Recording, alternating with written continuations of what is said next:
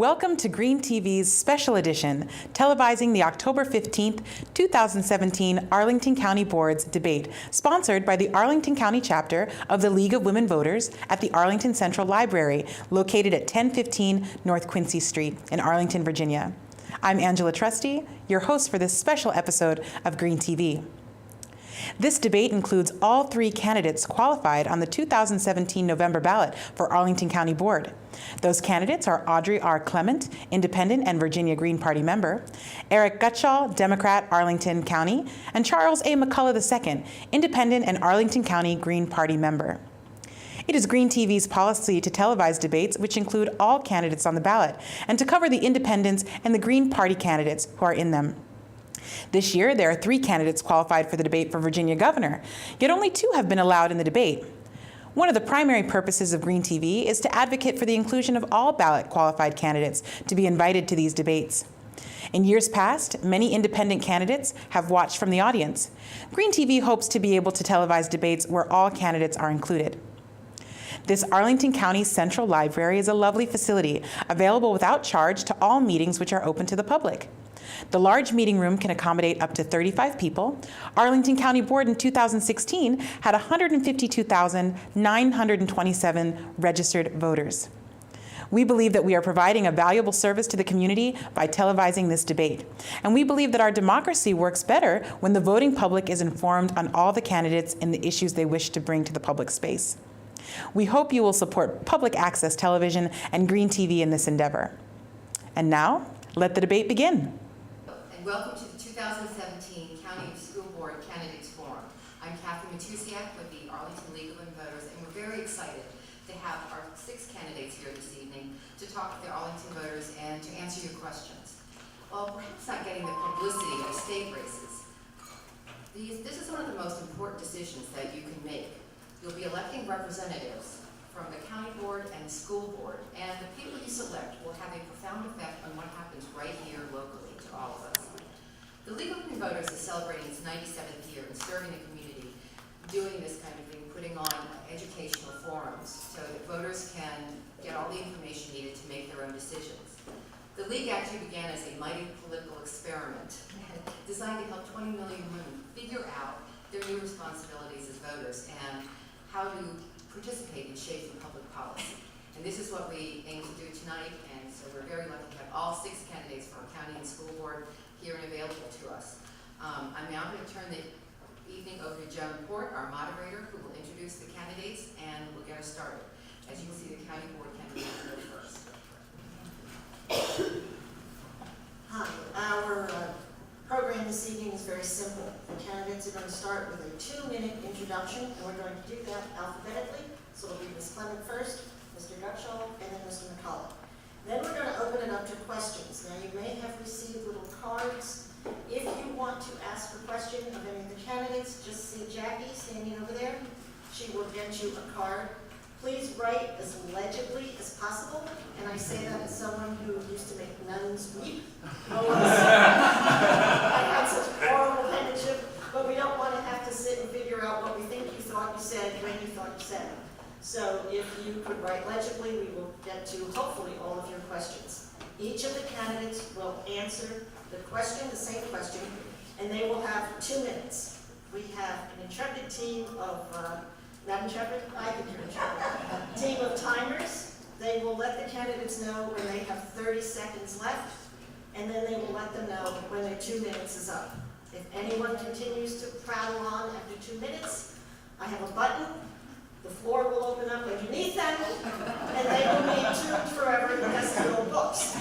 So, Edgar Allan Poe's got nothing on the League of Women Voters. And then we will have closing statements. And for that, we will go in reverse alphabetical order. So, Mr. McCullough, you'll be first. Mr. Gutshall will be in the middle. And Ms. Clement will be at the end. Okay? Everybody's got that? Timers, you ready?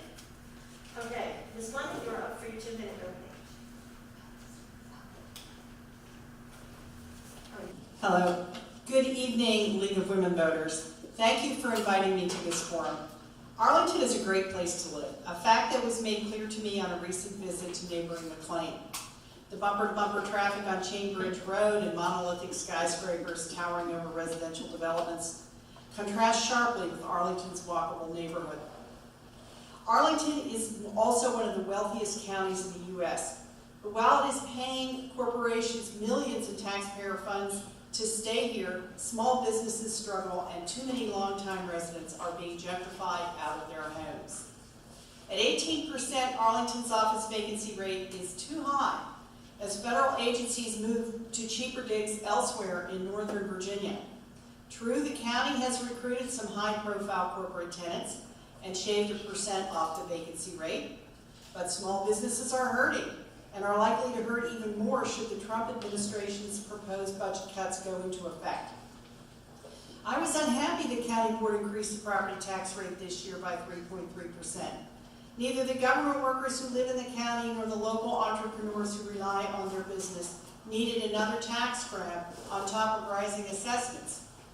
What residents and businesses do need is another fiscally conservative, independent board member who will stretch their tax dollars while maintaining basic services. As an independent voice on county board, I pledge to save our parks, not pave them over. Use bond money to fund schools, not Taj Mahals for some students and trailers for others. Stop recycling garden apartments into luxury townhomes and cutting down our precious tree canopy along the way.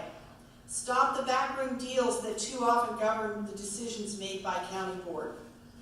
Visit audreyclement.com to find out more about my campaign for a better Arlington. Please volunteer or donate, and remember to vote for me, Audrey Clement, Independent, on November 7th.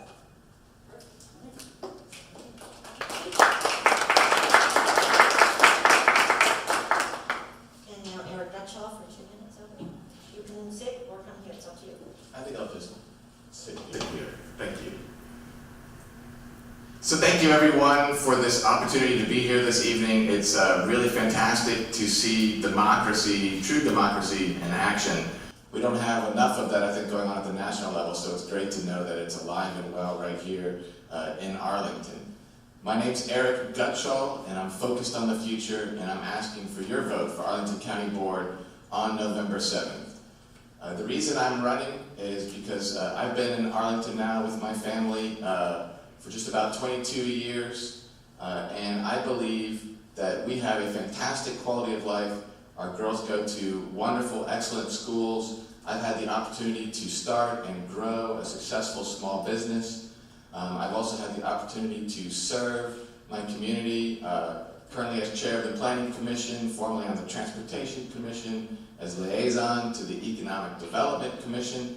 And I've also had the opportunity to serve my community in a really special, meaningful way to me on the board of Doorways for Women and Families, a local nonprofit. And all of these things that make Arlington a great progressive success story, we should not take for granted. Because one thing that I know is that there's no such thing as the status quo. We either innovate or we stagnate. So I am running on a platform of innovative solutions, which means if you're innovative, it means you're either doing different things or you're doing things differently. And I'd like to make sure that the school board and the county board work together to solve the student capacity crisis that we have. I want to make sure that Arlington remains affordable for the middle class, because we cannot be a progressive community without the middle class. And lastly, I'd like to use my small business sense to bring a culture of get to yes to county government, to make sure that we focus on our innovators and entrepreneurs and help diversify and grow our economy for all. Thank you very much for your consideration. And if you don't vote November 7th, you can vote before then. You can vote early absentee person going on right now at the courthouse. Well, not right now, Sunday night, but tomorrow. Thank you.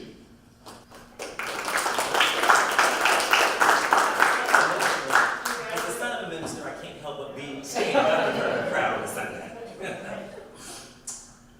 Thanks again, Joan, for moderating, and the League of Women Voters for tonight's forum. Again, I'm Charles McCullough, your candidate for a progressive, nonpartisan, independent voice on the Arlington County Board. I find it particularly auspicious to be in front of the League tonight to discuss my vision for a more inclusive Arlington, because the board seat I hope to earn your vote from was once held by former League President Ellen Bozeman, who was elected running as a progressive nonpartisan and served 6 terms fighting for housing affordability, smart development, and quality public schools. Now, you won't get to decide whether I'm the right person to succeed that legacy, but I want to share with you 2 reasons why I'm qualified to lead and some of the work I've done that I'm most proud of. First, I built a small business here in Arlington, so I know how challenging some of the county's one-size-fits-all procedures make it to grow and thrive. Second, I know how to execute a big vision and turn a good idea into reality. As an attorney, I've led a multi-million-dollar Gates Foundation funded initiative. As a 10-year resident of Pentagon City and a volunteer on a variety of county committees and national boards, I'm running because the Arlington way needs to put people first. Here's an example. Development shouldn't mean displacement. Let's shift the cost of tackling the housing affordability crisis from the taxpayers back to developers by making sure they are charged more than just the 1/3 of the fee allowed under state law when they decide not to provide affordable housing units. As a progressive independent, I believe government should ensure everyone gets a fair shot, does their fair share, and plays by the same rules. I'll be your voice for those principles. On this and so many other challenges facing our county, you deserve a voice and the right to expect results. I can deliver those results. Thank you.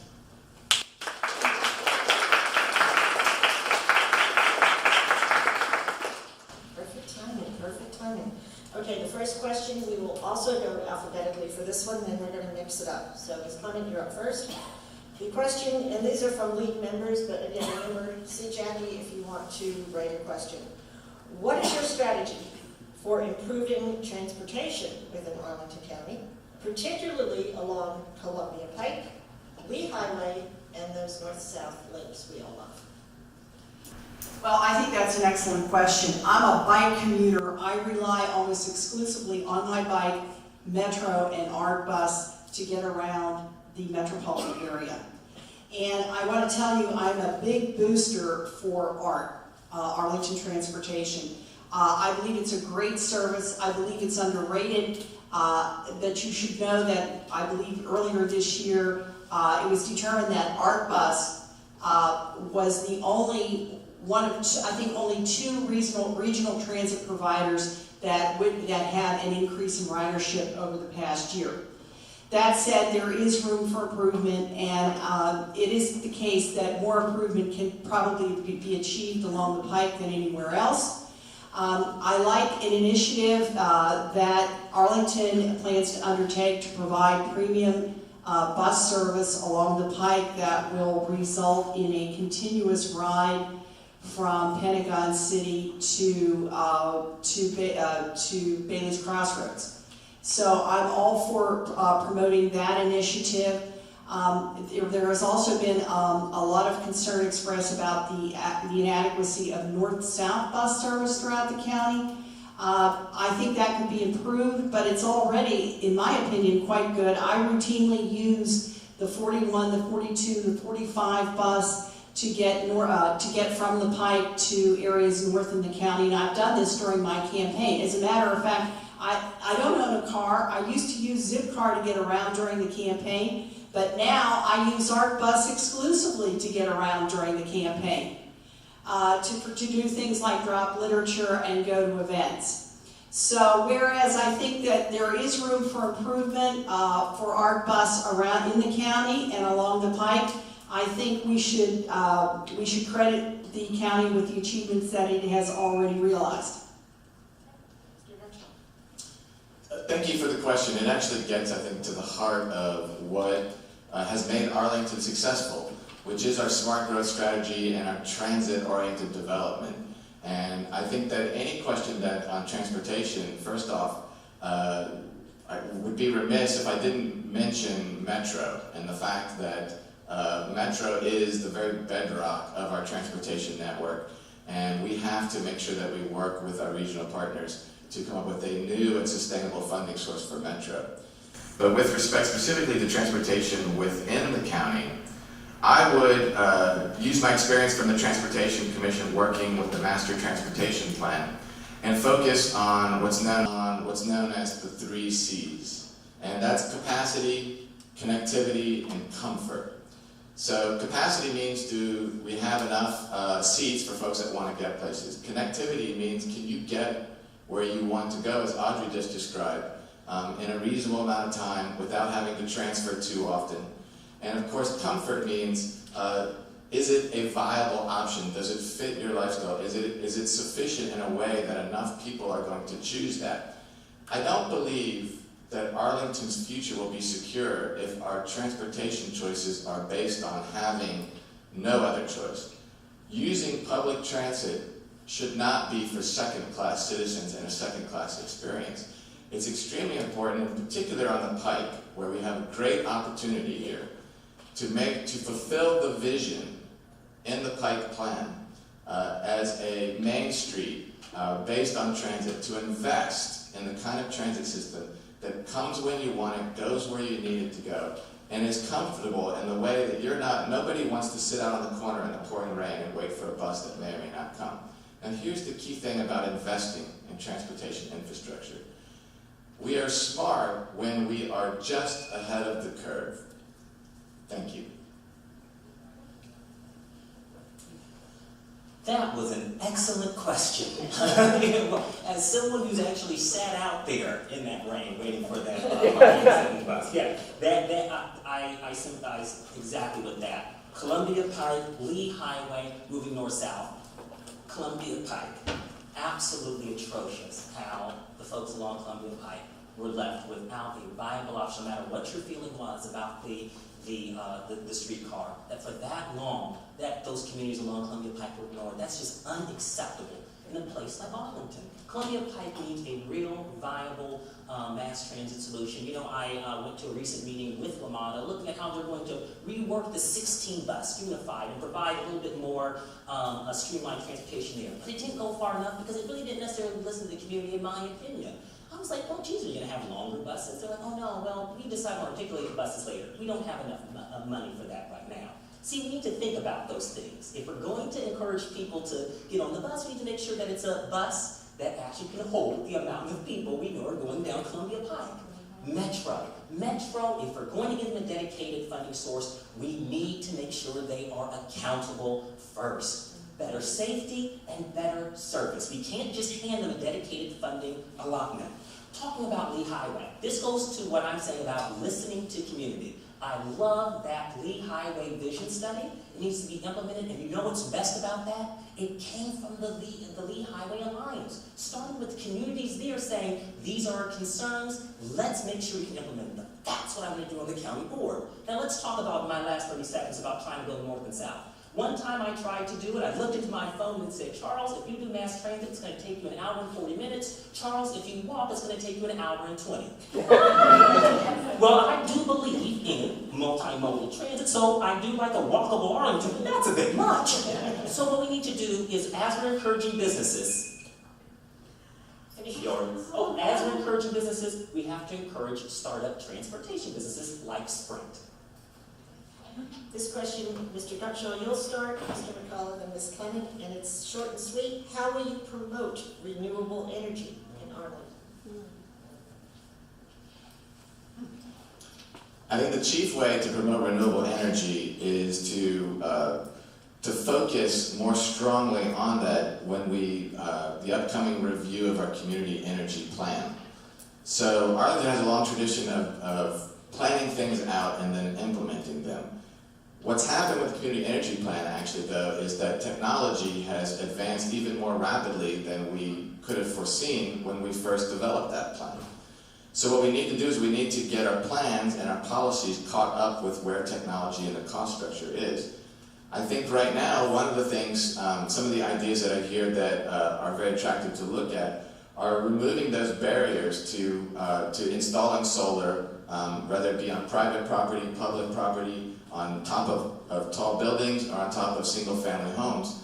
There are building code requirements that can be quite onerous in the way that they're implemented. We have issues with condo associations that won't allow solar installation, and I would want to work with our state delegates to get that corrected in the General Assembly. we can look at, we have a very, very, very small taxing authority that we've been enabled by the General Assembly of a small utility tax that is currently in place, that we can direct those funds towards helping to offset the cost of installation of solar. I would also love for Arlington to open up more conversation with our development community. We have a great history right now of, in the last 10 or 15 years, almost every single new building that's been built in Arlington has been built to the LEED standards. But part of that, the point system of that, would allow for points for renewable energy, and we're not seeing that in our applications from our development community. So I think we need to engage them in a conversation about why that is, and then work to correct that. Thank you. There's a lot of great things we can do with energy. You know, like I said, I'm nonpartisan independent, but the Arlington Green Party liked my environmental plan so much they actually endorsed me, and I'm not even in their party. They said, Charles, you know what you're talking about? I'm like, yeah, I do. See, this is what we need to do. Right now, we have the Arlington Initiative to Rethink Energy. If you don't know about it, look it up. It's a great award-winning program.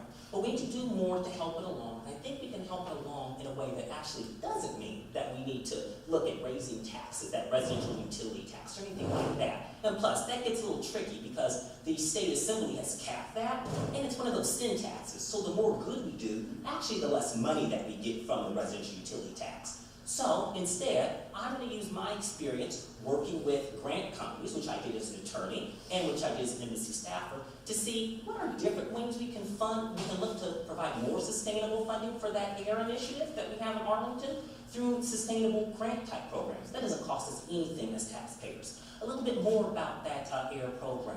It focuses on solar. It's good. We had a lot of people show up. We can do more to grow that program, but also let's focus more on what we can do for renters, because 66% of Arlingtonians are renters. So what programs can we help when you can't decide to put a solar panel on top of your roof? Those are the type of things we need to do.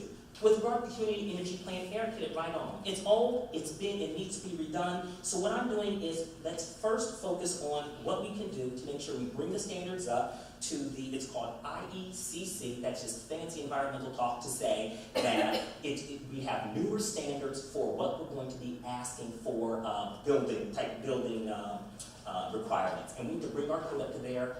That will actually help save 30% more energy and money for Arlingtonians. And also we need to be forthright about recognizing what our problem is.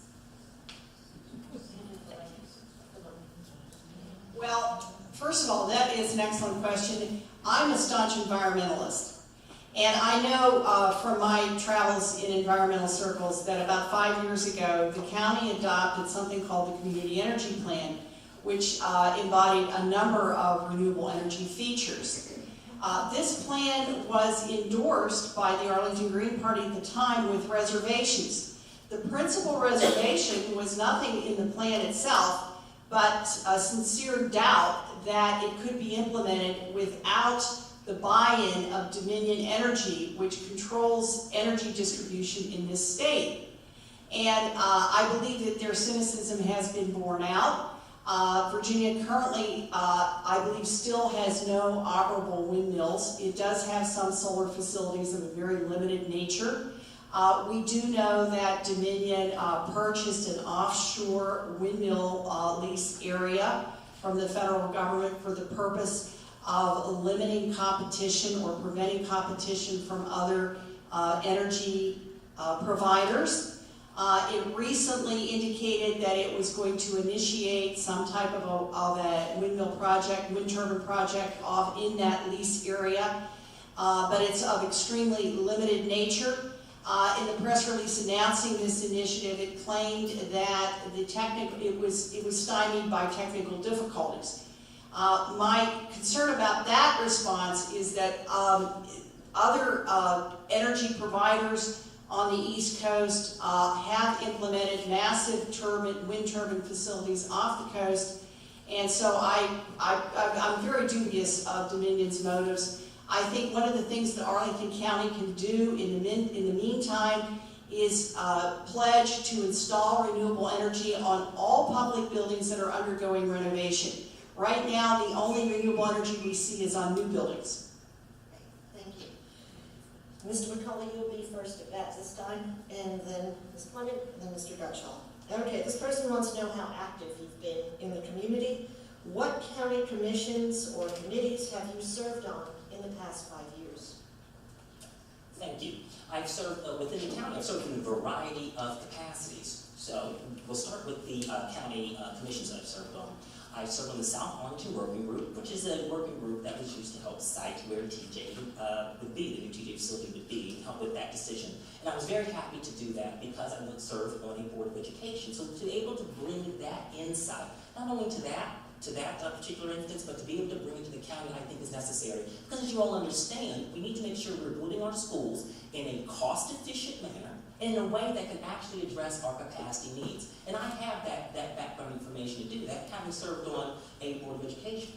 Also, I served on the Equal Employment Opportunity Advisory Commission. We have that. A very important commission that we have, because that makes sure that our departments that we have here, and agencies that we have here within the county, are being responsible for diversity needs, fair hiring practices, and making sure that all sorts of, any sort of claims, of employees not being treated fairly or dealt with appropriately. And that was based on and I decided to do that based on my experience as an attorney.